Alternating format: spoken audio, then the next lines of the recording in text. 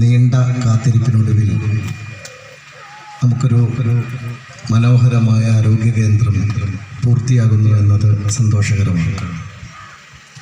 ബഹുമാന്യയായ president ഇവിടെ സൂചിപ്പിച്ച പോലെ അതിൽ നമുക്ക് ഏറ്റവും കൂടുതൽ കടപ്പാടുള്ളത് മുൻ MLA ശ്രീ മഞ്ഞളാംകുടി അലി സാഹിബിനോടാണ്. അദ്ദേഹത്തോടുള്ള നന്ദി അറിയിക്കാൻ കൂടി ഞാൻ ഈ വേദി ഉപയോഗിക്കുകയാണ്.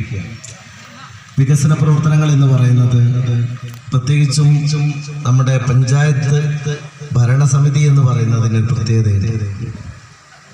ഞങ്ങൾ നിയമസഭയിൽ പ്രതിപക്ഷവും ഭരണപക്ഷവും, പക്ഷേ പഞ്ചായത്തിലും ബ്ലോക്കിലും ജില്ലയിലും നമ്മുടെ ത്രിതല പഞ്ചായത്ത് ഘടനയുടെ പ്രത്യേകത അതിൽ പ്രതിപക്ഷം ഇല്ല, എല്ലാവരും ഭരണസമിതിയാണ് എന്നുള്ളതാണ്. അതുകൊണ്ട് തന്നെ നമ്മൾ ഇക്കഴിഞ്ഞ കാലയളവിലെല്ലാം കൂട്ടായ പ്രവർത്തനം വളരെ ശ്രദ്ധേയമായ തരത്തിൽ തന്നെ ഒരുമിപ്പിച്ച് കൊണ്ടുപോകാൻ നമ്മളെല്ലാവരും കൂടി നടത്തിയിട്ടുള്ള ഒരു പരിശ്രമം ഇവിടെ വിജയം കാണുന്നു എന്നത് സന്തോഷകരമാണ്. നേരത്തെ വളരെ സൗകര്യമില്ലാത്ത ഒരു സംവിധാനത്തിൽ നിന്ന് പ്രത്യേകിച്ച് ഈ നാട്ടിലെ, ഞാനിപ്പോൾ ഇവിടെ വന്നപ്പോൾ നമ്മുടെ സിദ്ദീഖ് വഴിയോരം പറയായിരുന്നു ഈ റെസിഡൻസ് അസോസിയേഷനെ കുറിച്ച്.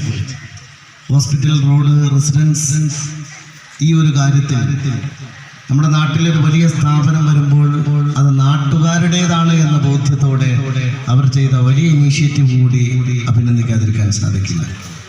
നമ്മുടെ നാട്ടിലെ എല്ലാ വികസന പ്രവർത്തനങ്ങളും അങ്ങനെയാണ്. എല്ലാവരും ഞങ്ങളൊക്കെ തന്നെ ജനപ്രതിനിധികൾ എന്ന നിലയിൽ ഈ നാട്ടിലെ എല്ലാ ജനങ്ങൾക്കും വേണ്ടി നമ്മൾ വളരെ നിരന്തരമായി പ്രവർത്തിച്ചു കൊണ്ടിരിക്കുക എന്നുള്ളതാണ്. അതിൽ യാതൊരു രാഷ്ട്രീയമായിട്ടുള്ള കാര്യമോ അല്ലെങ്കിൽ ഏതെങ്കിലും തരത്തിലുള്ള വേർതിരിവോ നമ്മൾ ആരും കാണിക്കാറില്ല, കാണിക്കാൻ പാടില്ലതാണ്. നമ്മൾ തിരഞ്ഞെടുക്കപ്പെടുന്നത് വരെയാണ് രാഷ്ട്രീയ കക്ഷിയുടെ ഭാഗമായി നമ്മൾ മത്സരിക്കുന്നത്. തിരഞ്ഞെടുക്കപ്പെട്ട് കഴിഞ്ഞാൽ നമ്മളെല്ലാവരുടെയും പൊതു സ്വത്താണ്. ആ തരത്തിൽ തന്നെ ഈ നാട്ടിലെ അവസാനത്തെ മനുഷ്യനെ മഹാത്മജിയുടെ വലിയ ഒരു ആശയമുണ്ട്. സർവോദയം എന്നാണ് അതറിയപ്പെടുന്നത്. അൺ ടു ദ ലാസ്റ്റ് എന്നാണ് അതിനെക്കുറിച്ച് പറയുന്നത്. ഈ നാട്ടിൽ നിങ്ങളൊരു പോളിസി ഉണ്ടാക്കുമ്പോൾ, നിങ്ങളൊരു കാര്യം ഒരു ഗവൺമെന്റ് അല്ലെങ്കിൽ ഒരു ഭരണാധികാരി അല്ലെങ്കിൽ ഒരു ജനപ്രതിനിധി ഒരു കാര്യം നടപ്പാക്കാൻ ആലോചിക്കുമ്പോൾ ആ നാട്ടിലെ ഏറ്റവും പാവപ്പെട്ട ഒരാളുടെ മുഖമാണ് ഓർമ്മിക്കേണ്ടത് എന്നുള്ളതാണ്. അങ്ങനെ ഓർമ്മിച്ച് വേണം നമ്മുടെ നാട്ടിലെ ഓരോ കാര്യങ്ങളും നിർവഹിക്കാൻ. അപ്പം നമ്മുടെ നാട്ടിലെ ഏറ്റവും പിറകിൽ നിൽക്കുന്ന മനുഷ്യരുടെ ജീവിതം മെച്ചപ്പെടുത്താൻ നമുക്ക് എന്ത് ചെയ്യാൻ സാധിക്കും?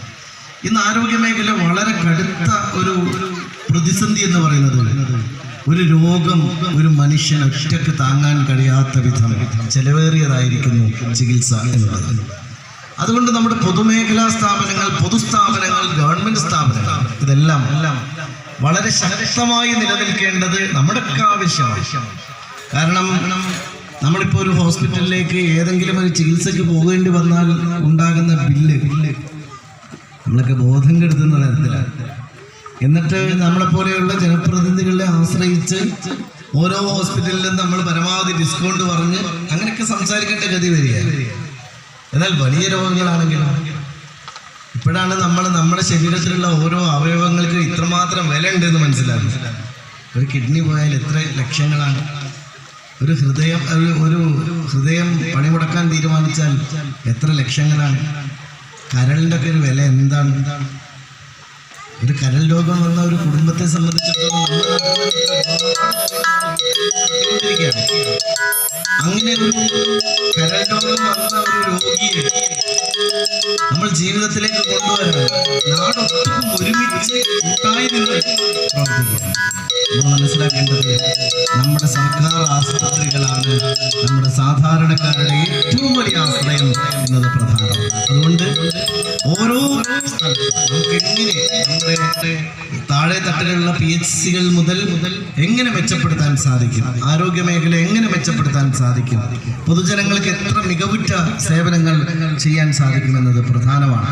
ഞാൻ ഇവിടെ വളരെ അഭിമാനത്തോടു കൂടി പറയുന്ന ഒരു കാര്യം, നമ്മുടെ പ്രിയപ്പെട്ട ഡോക്ടർ ഷാനവാസും ഡോക്ടർ ഫൗസിയയും രണ്ട് ഡോക്ടർമാരും നമ്മുടെ നാട്ടുകാർ കൂടിയാണ് എന്നത് വളരെ വളരെ സന്തോഷമുള്ള കാര്യമാണ്. അതുകൊണ്ട് ഏറ്റവും നല്ല സേവനം ഈ നാട്ടിലെ രോഗികൾക്ക് നൽകാനും അവരുടെയൊക്കെ ആത്മാർത്ഥമായിട്ടുള്ള ഇടപെടലുകൾ, പ്രവർത്തനങ്ങൾ നമുക്കൊക്കെ പ്രതീക്ഷ നൽകുന്ന ഒരു കാര്യമാണ്. ഈ ഹോസ്പിറ്റൽ വെറും ഒരു കെട്ടിടം മാത്രമല്ല, വളരെ ജീവനുള്ള ഒരു സ്ഥാപനമാണ്. ഒരുപാട് കെട്ടിടങ്ങൾ പോലെ ഒരു കെട്ടിടമല്ല നമ്മുടെ ഹോസ്പിറ്റൽ എന്ന് പറയുന്നത്. നിരന്തരമായി രോഗികളുള്ള, ഇപ്പൊ ഞാൻ ഇവിടെ വന്നപ്പോൾ തന്നെ റഷീദ് മാഷ് എന്നോട് പറഞ്ഞു, ഒരുപാട് OP ഉള്ള ഒരു സ്ഥാപനമാണ്, ഹോസ്പിറ്റലാണ് നമ്മുടെ. അപ്പൊ ഇതിലേക്ക് പരമാവധി ആളുകൾക്ക് എത്തിച്ചേരാൻ, അവർക്ക് സൗകര്യം നൽകാൻ നമുക്ക് സാധിക്കാം. അതുകൊണ്ട് ഞാൻ ദീർഘിപ്പിക്കുന്നില്ല. നല്ല വെയിലത്ത് നല്ല ചൂടിലാണ് നിങ്ങൾ എല്ലാവരും നിൽക്കുന്നത്. അതുകൊണ്ട് നമുക്ക് ഈ മനോഹരമായ പരിപാടി, എല്ലാ കാര്യങ്ങളും നമുക്ക് നേരത്തെ ഇവിടെ പ്രസിഡന്റ് സൂചിപ്പിച്ച പോലെ ഇത് നമ്മുടേതെല്ലാവരുടേതുമാണ്.